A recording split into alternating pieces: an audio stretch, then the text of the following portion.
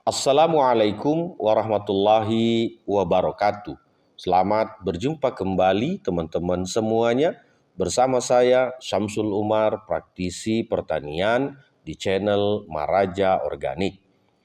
Teman-teman semuanya, di dalam kita berbudidaya tentu tidak terlepas dari sifat biologi tanah untuk mendukung kesuburan tanaman kita sehingga bisa menghasilkan produktivitas yang memuaskan. Pada sifat biologi tanah itu terdiri dari agen hayati positif dan agen hayati patogen atau negatif. Mikroba-mikroba positif itu terdiri dari jamur dan bakteri yang bisa menambat nitrogen, merombak bahan-bahan organik, melarutkan fosfat dan kalium, dan fungsi-fungsi yang lainnya. Sementara mikroba-mikroba negatif ini atau patogen itu biasanya penyebab layu fusarium, layu bakteri, antraknosa, bule, dan moler misalnya pada bawang merah.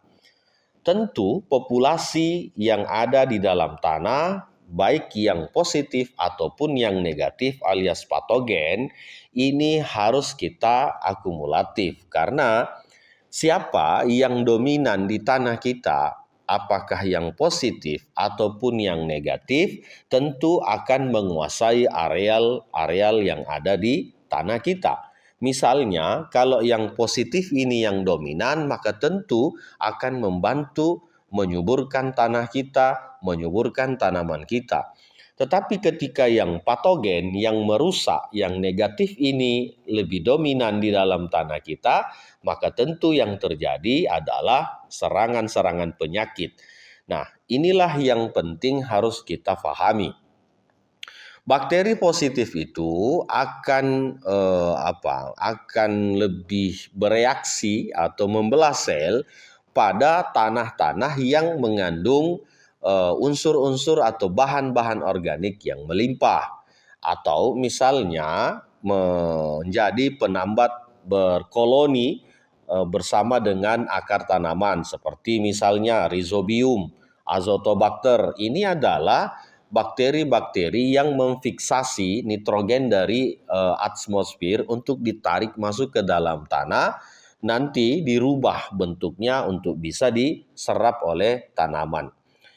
Nah, begitu juga pada misalnya bakteri-bakteri yang tugasnya merombak bahan organik. Tetapi misalnya di dalam tanah kita tidak ada bahan-bahan organik, tentu dia tidak akan berfungsi secara efektif, apalagi ketika pH-nya terlalu asam. Sementara di lain sisi, bakteri-bakteri ataupun jamur-jamur patogen itu sangat menyenangi pada areal-areal tanah yang keasamannya tinggi. Bisa dicek tanaman padi yang terkena misalnya blast ataupun terkena misalnya hawar daun bakteri itu rata-rata areal sekitarnya itu adalah pH-pH asam. Artinya pH-pH tidak normal, ditambah kelembaban tinggi, ditambah tiupan angin sehingga mempercepat penyebarannya.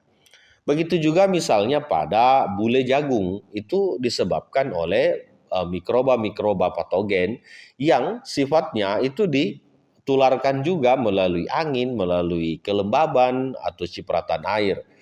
Sama misalnya pada tanaman bawang merah. Bawang merah yang terkena moler itu 100% tanahnya pasti asam. Cabai yang terkena layu fusarium atau layu bakteri itu 100% pasti tanahnya asam. Kenapa? Karena bakteri positif di situ tidak mampu untuk berkoloni dengan kondisi pH yang asam itu. Nah, teman-teman, di dalam perkembangan zaman sekarang ini, kami telah melakukan riset dan membuat satu formulasi pada pupuk yang kecil ini, namanya Maraja. Ini adalah kumpulan dari 18 jenis mikroba positif. Terdiri dari bakteri dan jamur. Di sini ada Rhizobium, ada Azotobacter, ada Nitrobacter, ada Pseudomonas, ada jamur-jamur Trichoderma, Aspergillus niger. Ini ada 18 jenis di sini yang tugasnya bakteri yang ada di sini adalah membantu menyuburkan tanah kita dan menyuburkan tanaman kita agar produktivitasnya bisa sangat maksimal. Di sini juga ada 16 kandungan asam amino. Jadi asam amino itu di luar dari unsur hara. Nah, 16 jenis asam amino ini bisa kita dapatkan dari satu formulasi. Ditambah juga ada kandungan C organiknya 21%, P2O5-nya, terus K2O-nya ada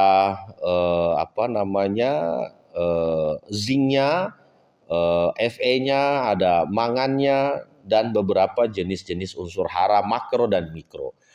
Teman-teman, keunggulan dari menggunakan Maharaja Briquette ini, dia sebagai biang.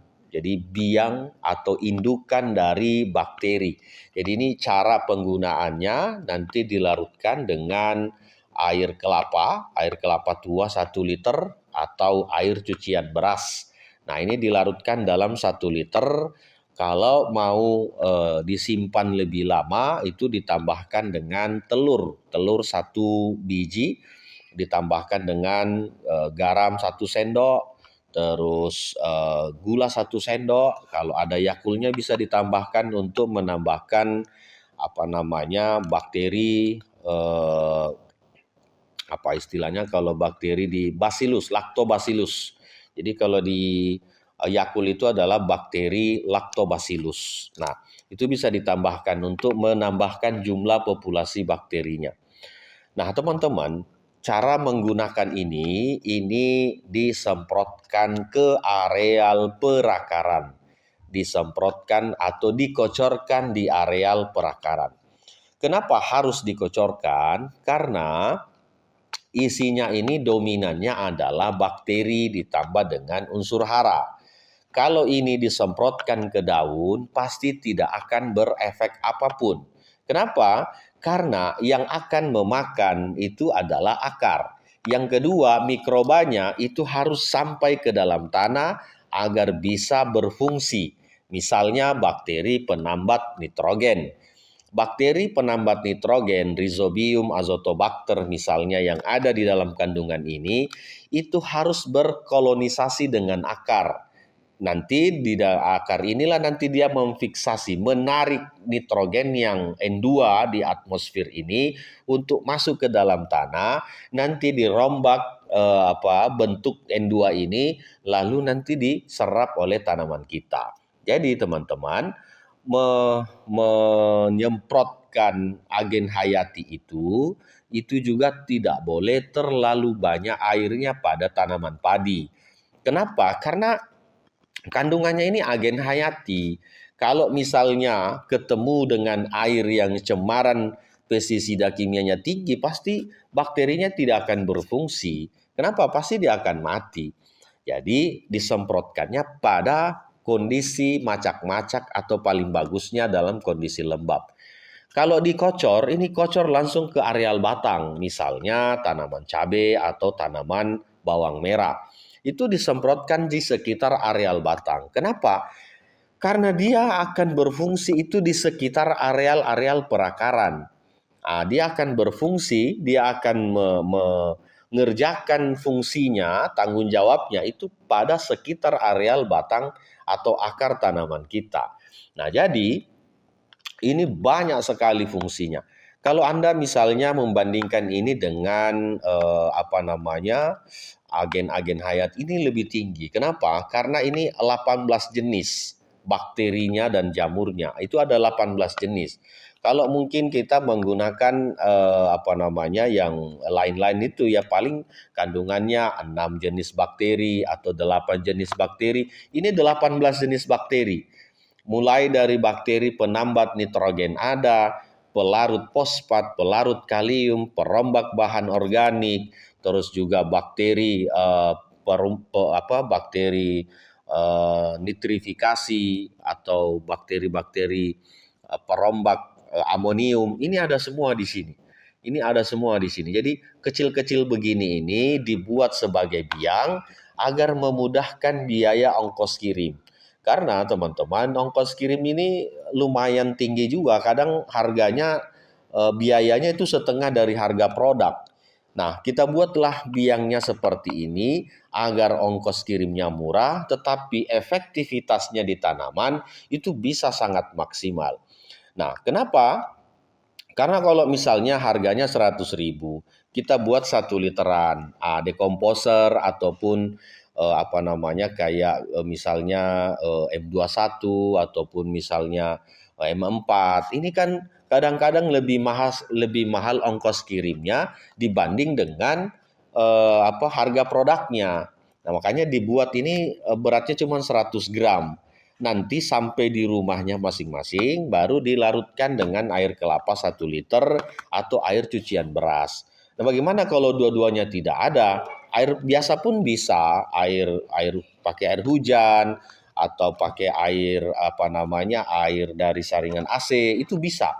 Nah, tapi jangan memakai yang air keruh. Nah, itu sebaiknya ditunda. Pakailah air yang bersih. Kenapa? Karena kandungannya ini adalah mikroba. Kita tidak mau nanti ada kandungan dari air itu yang bisa menghambat pembelahan sel dari mikroba ini. Ini setelah dilarutkan, 3 hari setelah dilarutkan, sudah dicampurkan dengan air kelapa atau air cucian beras, ini sudah bisa digunakan. Makin lama makin bagus disimpan. Nah, tinggal nanti kita cek. Nah, kalau semakin lama misalnya 6 bulan kita sudah larutkan, encerkan ini, nanti kita cek. Kalau misalnya pH-nya sudah turun, itu bisa tambahkan garam kasar atau garam krosok, tambahkan 1 sendok supaya apa? Supaya tidak terlalu asam. Karena di sini pH-nya ini pH 6. Ini pH-nya 6. Jadi semakin lama kita fermentasi itu bisa mengakibatkan semakin asam. Jadi kalau sudah misalnya lewat 3 bulan, nanti tambahkan lagi gula 1 sendok, tambahkan lagi garam 1 sendok, agar menjaga pH-nya tidak terlalu asam. Ini bisa untuk tanaman padi, tanaman jagung, tanaman bawang, tanaman cabai, tomat, dan semua jenis hortikultura ataupun tanaman pangan. Bagaimana kalau tanaman perkebunan? Tentu bisa juga digunakan di sawit, di durian, alpukat, cengkeh, kakao, dan lain-lainnya. Saya kira begitu teman-teman ulasan kami hari ini, bahwa jangan sampai kita melupakan agen-agen hayati, tetapi ketika menggunakan agen hayati itu maka tentu harus pas caranya. Karena kalau tidak pas caranya, maka itu sama dengan buang-buang uang atau sia-sia. Kocorkan langsung ke areal batang. Jangan semprotkan ke daun, karena fungsinya dia ada di perakaran, menyuburkan tanah, membantu menyuburkan tanaman. Terima kasih. Assalamualaikum warahmatullahi wabarakatuh.